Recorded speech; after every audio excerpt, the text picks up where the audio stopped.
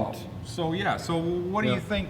We're telling you we haven't done this yet, so now is a good time for us to say what we think might happen because we're not sure. But what kind of mileage do you think we're going to get with our first application? Well, the 2.0, we're going to be running CNG with an ethanol offset. Right, To so that's extend our range. That way we don't have to have a huge CNG tank because everybody knows that CNG is a great fuel. However, it doesn't have a very good range unless you put a huge tank on it, and nobody wants to carry a big tank around. And CNG is compressed natural gas, which is the fuel of choice for the Pickens plan, which T. Boone Pickens is putting millions of dollars in advertising because he believes in it so much, and we think it has a lot to offer. CNG is an extremely clean fuel, and it's readily available here in this country and in Canada, and it's local. You can get it without having to transport it across the country and everything. It's a great fuel. Yeah, and it only costs $1.78 per equivalent gallon here in Kansas to run it. It does, however, not at this stage lend itself to far distance transportation needs, because when we looked on the map where the CNG service stations are, there is quite a vast distance between the various stops which we have to make. So we have to cover at least in some states over 600 miles without a CNG station. So that's why we run another renewable fuel at the same time, and we can program to what percentage we add that other renewable fuel, which will be ethanol. So we can run either 50% CNG, 50% ethanol, or we can run pure CNG if we wish so, or we can run pure ethanol if we wish as well. So we have full flexibility there, and that will extend our range. And is that E85? Yeah, E85. Okay. Yeah. Plus, we're doing something a little bit different. Normally, if you run E85 ethanol in a vehicle, you'll lose fuel economy. However, Uli's come up with a way to actually vaporize the fuel source, so we're not only injecting liquid ethanol, but we can also do vapor to offset that fuel loss. Vaporized fueling is and a dual so fueling. the ethanol gas basically, Right. substituting the natural gas, because the gaseous fuel source has got a great advantage in that it's that it's more readily combustible and it leaves less residue when it's combust. So it means the less pollutants coming out the tailpipe. So it's very advantageous to have the fuel already a perfect vapor by the time it enters the engine. And in addition to that, to those two fuels, which we'll be running to get long distances between CNG stations, we will be utilizing a third guest fuel, which we're not going to announce until after we've proven it.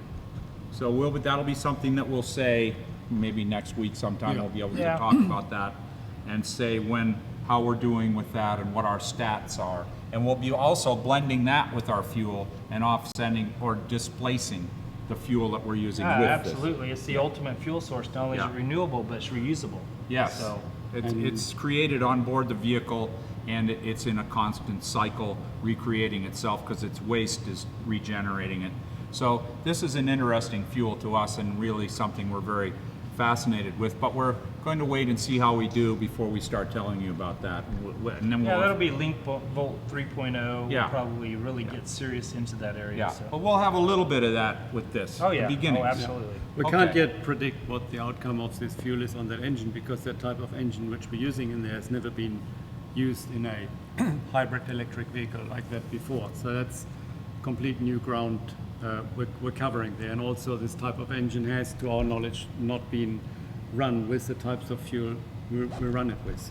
Even though naturally it lends itself to those fuels. So we're a bit surprised that it hasn't been done before, but it seems to be ideally suited to run those types of fuels. Oh yeah, plus it only has 2 moving parts. No, it's got about four moving parts in this engine. So this is a 50. This is a rotary engine that you may have heard that it was introduced as Wankel engine, or the Mazda. It was in a Mazda RX-7 or RX-8 or something. Yeah. Anyway, it's a very simple engine, and it has a great application in this in this way, because since it's a generator, it runs at a solid state, and that means 1 RPM only. So we've tuned it to be very efficient at that RPM and tuned everything to match that, and it works real well for that. So it's a unique engine, and then so that's kind of like where we're at as far as what we're putting in the car. And on Monday we spent the whole day trying to get that stuff going, we still at that point had no fuel line for the natural Yeah. gas, and we didn't even know where we were going to get the natural gas.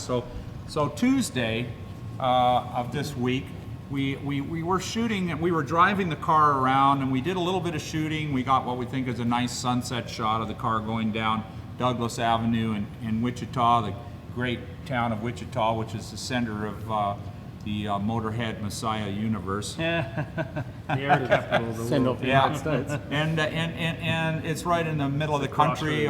This is where all the people used to fly to refuel.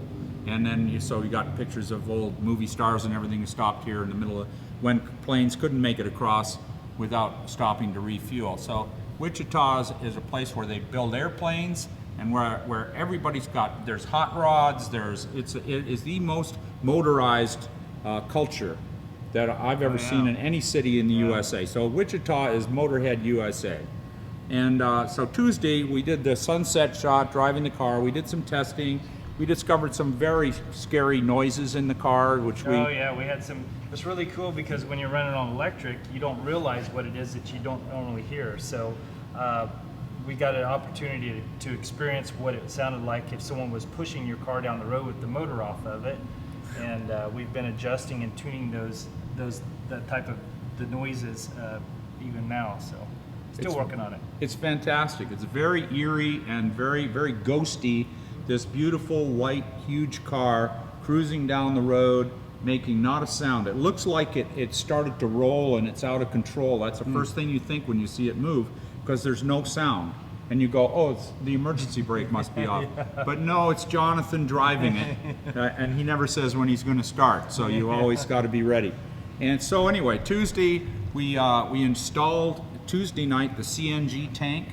And the motor, we installed it again just to make sure we had it right. So we installed the motor 3 times, maybe 4 times. It only takes 5 minutes to pull it out. Yeah, so. it's an easy in and out, but hooking it up took a little time. Yeah.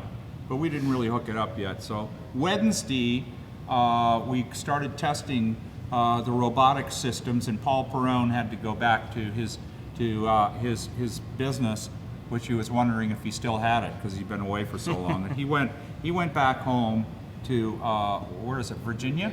Yeah. Yeah, the great state of Virginia, and he went back there, and he'd been here for 4 days, and he planned on being here for 2, and he did a great job. And the car is very sensitive and very smart and knows a lot of things about itself, and it has the ability to put these pieces of information on the internet for you all to enjoy while we're traveling. So you can look at our stats live, and we are also able to check out our own stats on the net while we're in the car, because the car is hooked up to the net.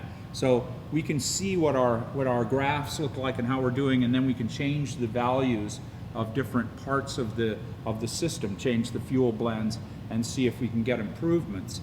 And that's what we're going to be doing while we're out cruising around, and we'll probably be doing this for quite a while, trying to make this as good as we can. And Paul can do software upgrades. That's Yeah, right. the car's actually in Started. 3rd grade if you had to give it a graduation scale, Yeah. but look at the capability she has already. She is a very bright 3rd grade student. Yeah. But she's just got a lot of potential.